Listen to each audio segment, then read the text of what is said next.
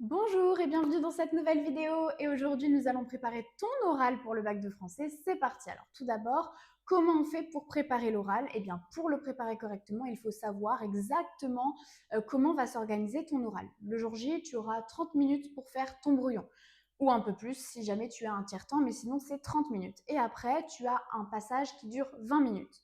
Que tu sois en série générale ou en série techno, ça ne change pas, c'est la même chose. Donc, comment s'organisera ton passage? Peu importe ta série. 10 minutes pour présenter une lecture linéaire. Si tu es en série générale, tu en as 16 des textes linéaires. Et si tu es en série technologique, tu en as 12. Le jury te demandera de présenter un de ces textes, un des 12 ou un des 16. Hein, c'est pas toi qui choisis. Clairement pas, faut pas rêver.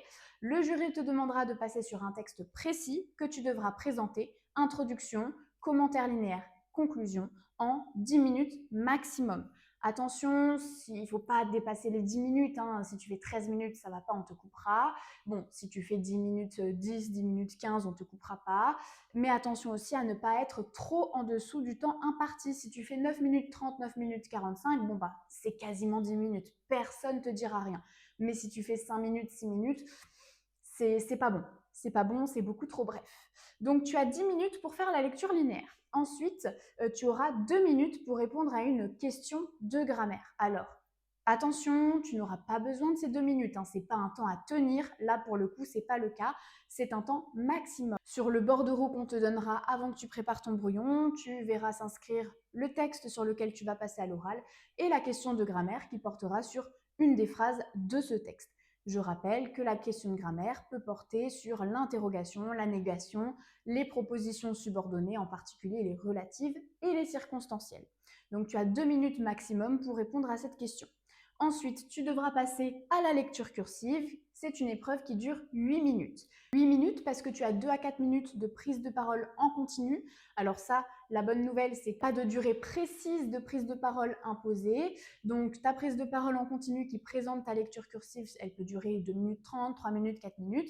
Plus de 4 minutes, compliqué. Moins de 2 minutes 30, c'est peut-être un petit peu trop bref. À titre personnel, je recommande 3 minutes puisque c'est le juste équilibre entre je parle suffisamment pour donner assez d'informations à mon jury, assez de matière pour qu'il sache ce sur quoi il va m'interroger pendant l'entretien et eh bien, je ne divulgue pas tout ce que j'ai à dire pour qu'il puisse y avoir un échange constructif. Donc, je te recommande sur ces 8 minutes de parler 3 minutes en continu pour présenter ta lecture cursive et surtout les arguments, les raisons qui font que tu as choisi ce livre et pas n'importe quel autre livre. Et ça laissera 5 minutes à l'entretien avec le prof, durant lequel il te posera plein de petites questions sur cette lecture. On va maintenant voir un petit peu le nombre de points que rapporte chaque épreuve. Première épreuve, lecture linéaire. 8 points pour l'intro, la conclusion, le développement, 2 points pour la lecture du texte. J'ai oublié de le préciser, mais n'oublie surtout pas de lire le texte en introduction, juste avant de formuler la problématique et l'annonce des mouvements. Il faut lire le texte. Attention, pas une lecture hésitante, sans tonalité, une lecture relativement expressive hein, pour qu'on puisse te mettre les 2 points. Si tu fais une bonne introduction, une bonne conclusion et un bon commentaire linéaire, on t'attribuera aussi la note de 8 sur 8 à la lecture linéaire. La grammaire te rapportera 2 points et la lecture cursive 8 points. C'est à la libre appréciation du prof hein, qui déterminera une certaine note sur 8 à l'issue de l'entretien et de la présentation de ton avis personnel. Et là maintenant, tu vas te dire, oula, mais comment je fais pour préparer tout ça sur l'année? Eh bien, nous y sommes. Pour préparer ces épreuves-là, évidemment, il faut faire des fiches en grammaire. Je te renvoie à mes vidéos de grammaire et également au cours de grammaire que j'ai posté sur mon site. Hein, tu trouveras plein de fiches et plein d'informations qui te permettront de faire de la grammaire, de comprendre et de faire des exercices pour t'entraîner. Deuxième chose à faire, il faut ficher les lectures linéaires systématiquement. J'en ai aussi fait une vidéo dans laquelle je te montre quelle est la meilleure méthode, mais attention, spoiler alerte, ce n'est pas des fiches Bristol. On ne fiche pas en faisant des fiches Bristol, c'est complètement contre-productif. Hein. On réimprime le texte ou alors on prend son courage à deux mains et on le recopie sur Word et ensuite on l'imprime. Et sur ce texte réimprimé, eh bien, tout en haut de la feuille, on va noter quelques mots-clés concernant l'introduction, la problématique, Dans la marge, on fait des traits pour séparer les différents mouvements et on note le titre des mouvements entre les traits. Sur le texte, on surligne de différentes couleurs, on note des petites remarques sur les figures de style, les procédés, les interprétations. On ne rédige rien, tu n'as pas le temps et de toute façon, tu ne retiendras pas. Que tu aies 12 ou 16 textes, c'est trop pour retenir et apprendre par cœur. Donc, pas de rédaction développée, hein, seulement des mots-clés. Et ensuite, en conclusion, eh bien, quelques mots-clés et également une petite idée d'ouverture. Voilà comment on fait ces fiches pour la lecture linéaire. La grammaire, on en a parlé. Et pour la lecture cursive, je te recommande de lire plusieurs œuvres que ton professeur t'aura donné durant l'année. Il va te communiquer une liste, hein, puisque les œuvres de lecture cursive sont soit les œuvres du programme intégral, soit des œuvres en lien avec le parcours associé des œuvres du programme intégral.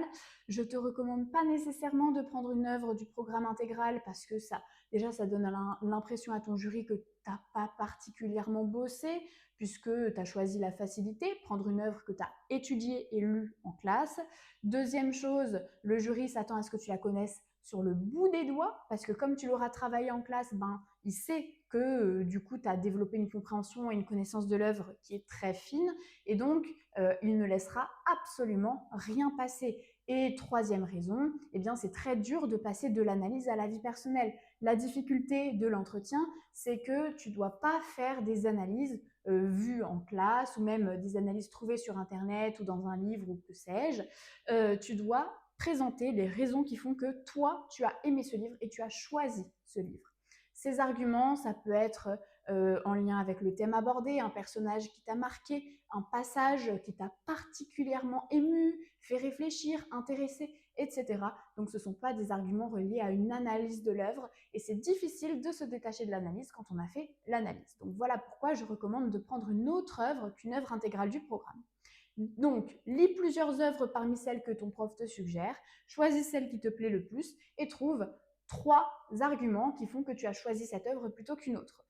3 parce que 2, c'est pas assez, et parce que plus de 3, eh bien, tu n'auras peut-être pas le temps de développer suffisamment, ça fera peut-être plus une liste que quelque chose de véritablement développé comme il faut. Donc, trouve ces raisons-là en sachant pertinemment que l'entretien se prépare aussi en te disant que le jury va probablement te poser des questions sur ce dont tu vas parler et te demander d'approfondir pour plusieurs raisons. Par exemple, si tu parles d'un personnage qui t'a marqué, il te demandera si tu t'es identifié à ce personnage ou au contraire s'il y a un personnage que tu as trouvé inutile ou inintéressant ou que tu n'as pas aimé. Donc il faut que tu sois prêt à répondre à des questions qui sont reliées à ton avis personnel. Il faut aussi que tu connaisses très bien le résumé parce que si tu dis quelque chose sur le résumé qui est faux, eh bien le jury va t'interroger sur le résumé puisqu'il va se dire mais lui il n'a pas lu l'œuvre. Il faut que je vérifie s'il a bien lu l'œuvre. Donc maîtrise à fond le résumé, maîtrise à fond ce dont tu parles et essaye aussi de trouver des questions types. Et ça d'ailleurs, j'en ai fait une vidéo, toutes les questions types qui peuvent être posées pour l'entretien, enfin toutes, une partie, disons, puisqu'il y a toujours des questions nouvelles chaque année, une partie des questions qui peuvent être posées et n'hésite pas à t'entraîner à y répondre. Enfin, dernière chose, l'oral se prépare toute l'année, c'est pas parce que tu es convoqué le 22 juin, le 30 juin, le 2 juillet que tu n'as rien à faire avant cette période-là. Hein. L'oral, on commence pas à le préparer quand on se prépare aux écrits, ni même après les écrits. Comment on fait pour préparer l'oral et réviser toute l'année? Eh bien déjà, tes fiches pour la lecture linéaire, tu les fais au fur et à mesure, tu ne les fais pas en last minute. La grammaire, pareil, au fur et à mesure. Et le texte de la lecture cursive et le choix de ta lecture cursive, ça doit être fait le plus tôt possible dans l'année.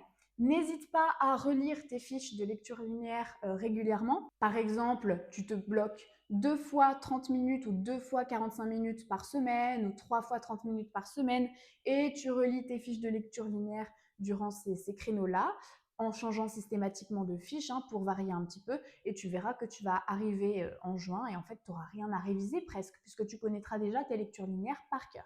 Les lectures linéaires, on ne les apprend pas par cœur, on les relit, on s'entraîne aussi en réimprimant les textes, en se mettant un chrono de 30 minutes et en essayant de reproduire ces analyses sur le texte vierge qu'on a imprimé pour voir ce qu'on a retenu, ce qu'on maîtrise moins.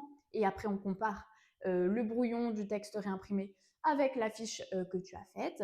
Les lectures linéaires, voilà, se révisent comme ça en les relisant et en essayant de les reproduire, de reproduire les fiches que tu as faites sur des textes vierges avec un chrono de 25 à 30 minutes grand maximum. Il ne faut apprendre par cœur que les problématiques, hein. Apprendre le reste par cœur, ça ne te servira pas à grand-chose, d'autant plus que si tu les révises bien, naturellement, tu as des formulations qui vont te revenir, des analyses qui vont te revenir, des introductions qui vont te revenir, donc ça se fera tout seul. La grammaire, évidemment, il faut que tu t'entraînes, tu fiches ton cours, tu fais des cartes mentales si ça t'aide, mais surtout, tu t'entraînes. Et enfin, la lecture cursive, eh bien, une fois que ton script est prêt et validé par le prof, tu le relis plusieurs fois, 1 ou 2 fois par semaine, jusqu'aux oraux, et tu verras qu'en fait, si tu fais cette méthode-là et si tu appliques ces consignes de travail, tu n'auras rien à réviser presque pour les oraux, puisque tu connaîtras déjà tout par cœur si tu t'y mets dès maintenant. Et voilà, la vidéo du jour est terminée. Je te souhaite bon courage, bon travail, et je te dis à bientôt.